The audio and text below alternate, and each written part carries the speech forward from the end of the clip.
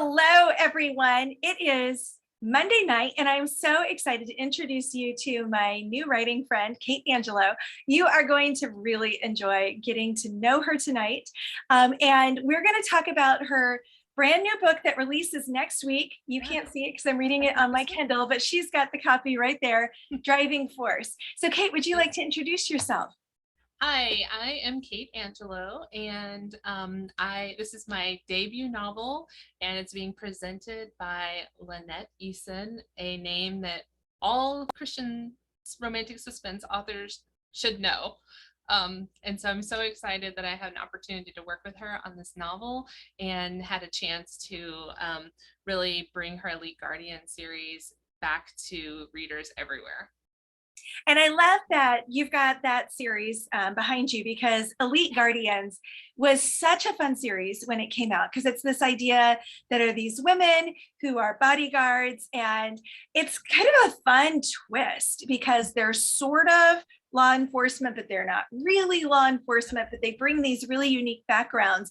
So what's one of the things that was most challenging, I guess, as you started thinking about writing with Lynette with this Elite Guardians as the backdrop? Well, so for me, I read the Elite Guardian series was my first introduction to working to Lynette Eason as a Christian fiction author. And so I never in a billion years would have thought that I would be adding to this series, much less being the next person to add to this Yeah. series. So that was so incredibly insane. But the way that Sunrise Publishing has set us up for success is phenomenal. And there are 3 books that are in this collection, and the other 2 authors, Sammy A. Abrams and Kelly Underwood, they are both amazing to work with, and I feel like we all have really meshed so well as authors, as friends, as writers, and that has made it so great. And so we all went back and we really combed through the Elite Guardian series, and we looked to see who would readers really want to see brought back to the page. So some like Quinn, who's a detective, obviously the other Elite Guardians, and then we also had to put our stories around what was happening in that world, so it kind of picks up where it left off, and so that's really fun. No, that's great. And it's as a reader, it's always fun to go back to a favorite series. Mhm. But as a writer, it can be so much fun to work with other writers on kind of fleshing out and building out this world and these characters. So, what was one thing that you didn't expect would be either entertaining or interesting or different from writing with other authors rather than a lot of authors, we just were writing our book by ourselves with our computer, and then nobody sees it until our editor does. And you can't do that when you're writing together on a series. So, what was that process like? What surprised you about it?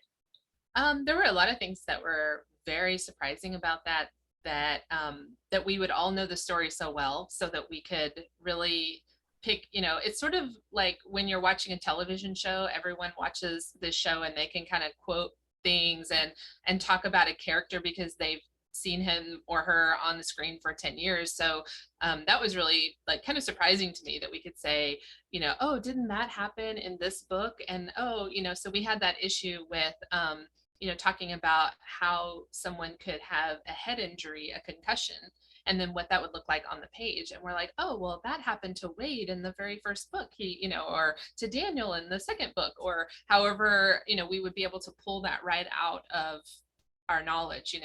And then I remember also Lynette, we were talking and we were like, well, we're going to use this character, and we started listing a bunch of names, and she was like, I have no idea who those characters are.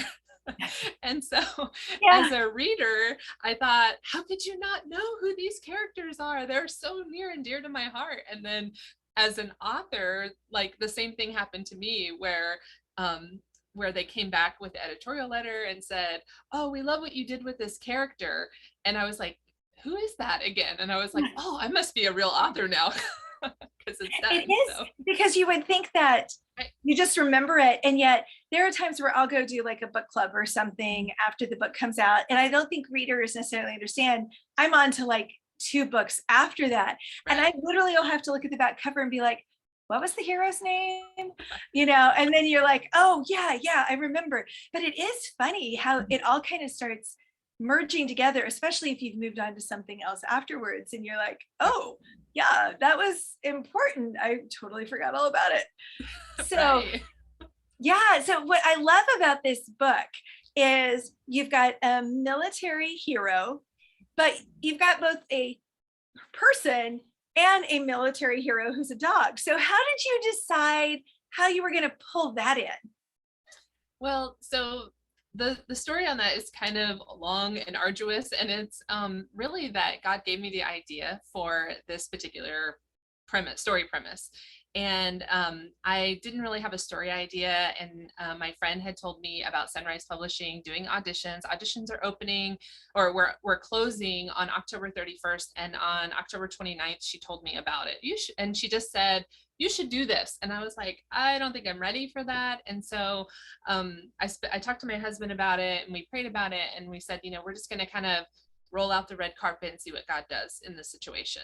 And so I went to bed that night and I said, God, I don't really have a great story idea. It's going to take like something amazing to knock the socks off of Lynette Eason. And so that night I started dreaming, and all through the night, like I was half asleep, half awake. But when I woke up, I just had the story idea, and I knew that my hero would be in a wheelchair, and I knew that he would have a dog, but I didn't want him to have a service dog. I wanted him to have a retired military working dog.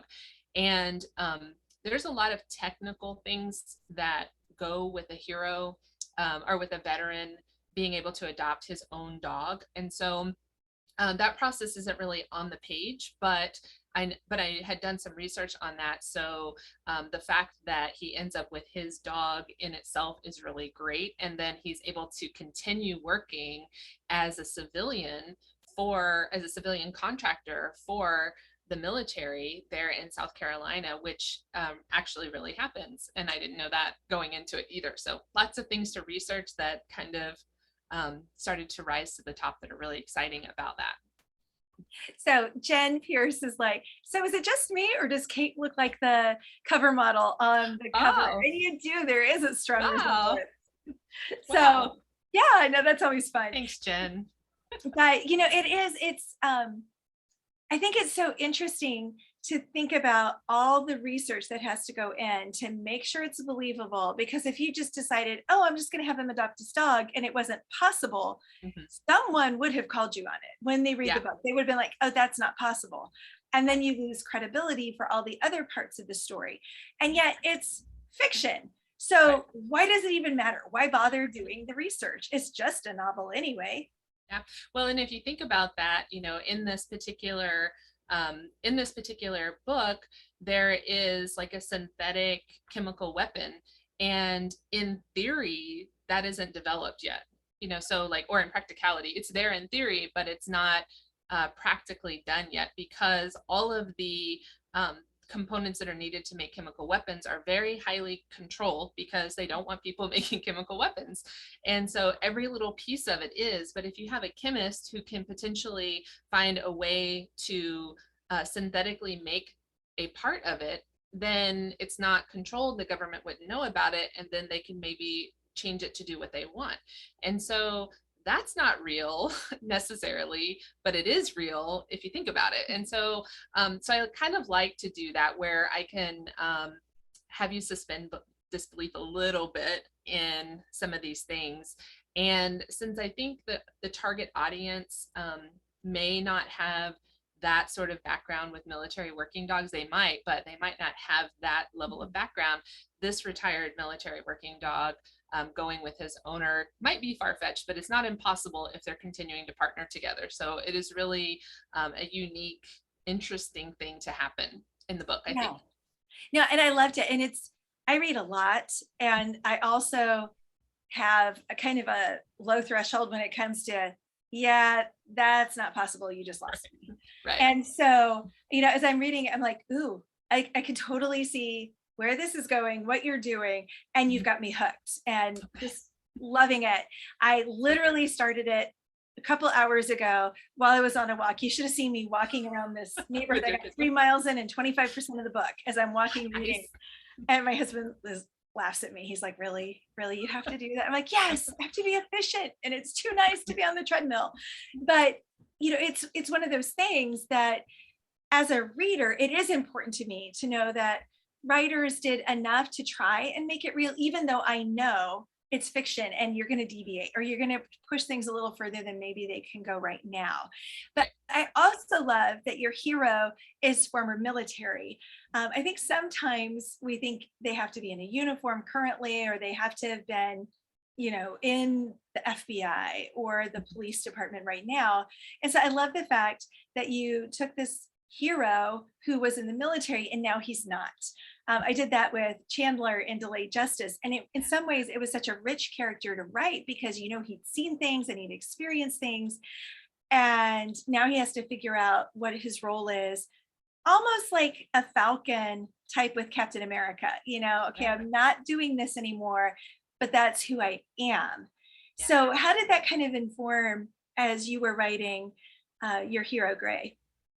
Well, so for a lot of that, he's still working with the military. So for him, he starts to feel like maybe without his dog, who is the only dog in the world who can detect this one type of chemical weapon, and he is so he's a little bit I guess my thought process on that is like he's a little bit worried that without his dog that the military wouldn't want him anymore, and then where would he be? And he would be starting over again. And so so for him, there's a lot of value on protecting his dog as a partner, but also protecting his dog, as a friend. But then also, in order to stop this evil scientist, he has to make sure that his dog is safe and that the military allows him to keep working as he was before. So it's a little bit different that he still is involved with the military as a contract civilian.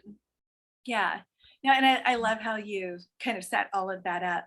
So Irene wants to know, what's the process like at Sunrise once you've made your submission, and what kind of happens after that? Is there an interview? How do you get past and chosen to be one of the authors on the series?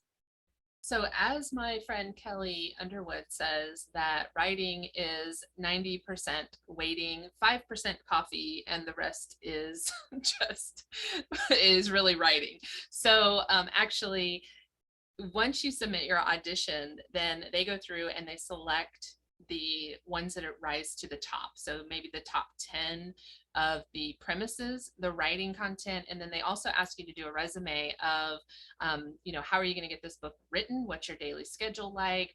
What's your social media? And some other questions, because they want to make sure that this is sort of like writing on a proposal, which isn't normally done in the traditional world. So they want to see what that's like as a part of your life. And so then once you make it to the second round, to the top 10, they may ask you to change a few things in your premise. And then they would like for you to write what you would assume is your first scene or first chapter of your book.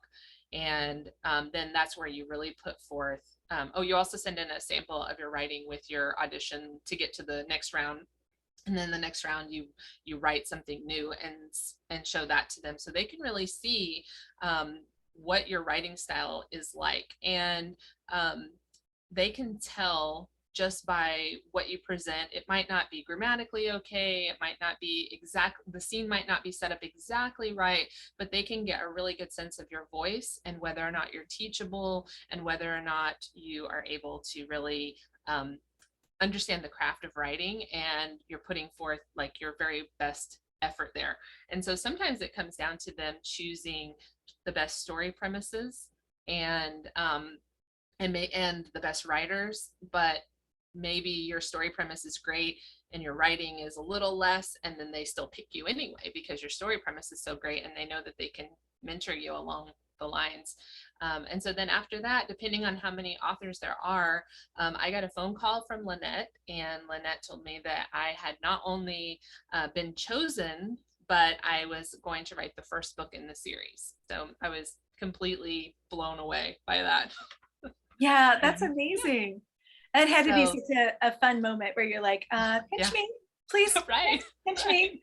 I That's was trying not to awesome. cry on the phone. I was trying to be all brave and like, getting all Yeah. choked up and everything. And so I so after that, then you go on a brainstorming retreat. And at the brainstorming retreat,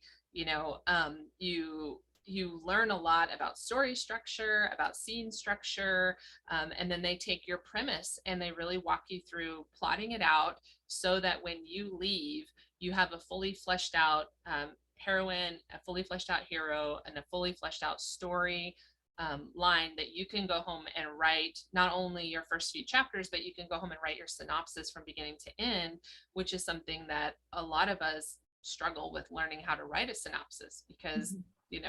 that's difficult to do. You're like, what do I include? What do I not include in my synopsis?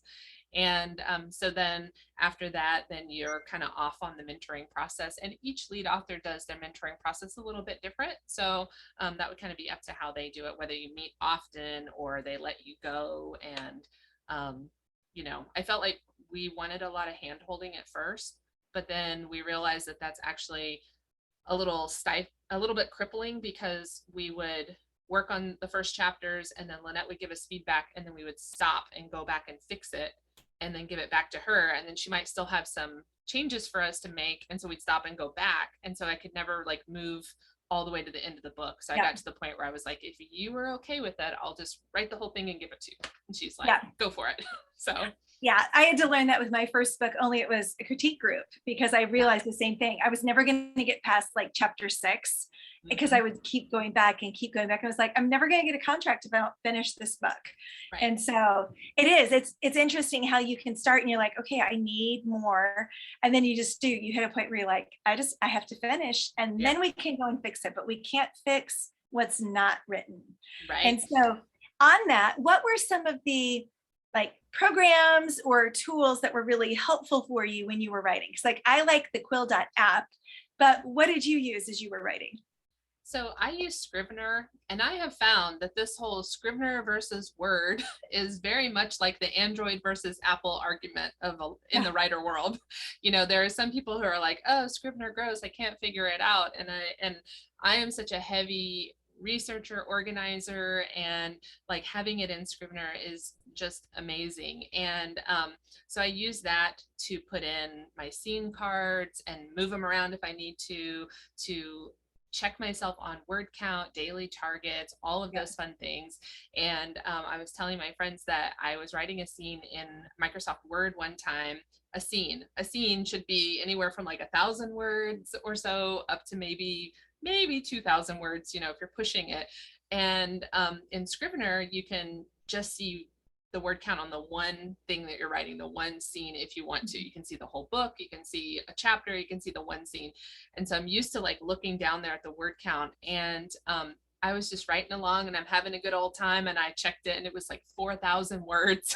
And I was like, oh my goodness, what was I doing in here? So I was like cutting everything out and putting it back in the way. And I tend to write a little long anyway. And so as you'll probably notice that it's a little bit thicker than most. So I tend to write a little bit long. So having that word count at the bottom of every scene and every chapter is really, really, really a great thing about Scrivener. Yeah, that's awesome. And what I like about the Quill is it's very similar to Scrivener, except it's on the cloud. So Yeah. if I have 15 minutes at work, I Yep. can write 1,000 words or I can be doing it at home. It doesn't matter what computer I'm on as long as I have the internet. Yeah. But unlike Scrivener, you do have to have the internet or capture it some way because Oh, otherwise you might lose some of your writing, as I learned. oh, yeah, that's But good.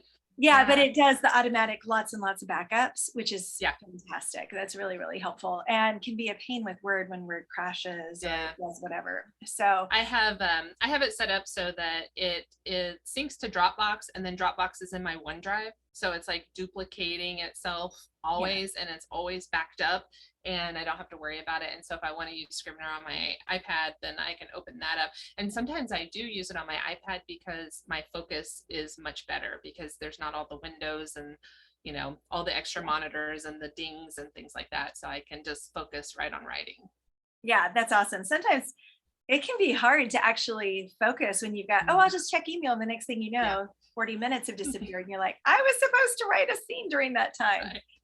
So um, what would you recommend to someone who's considering writing for Sunrise?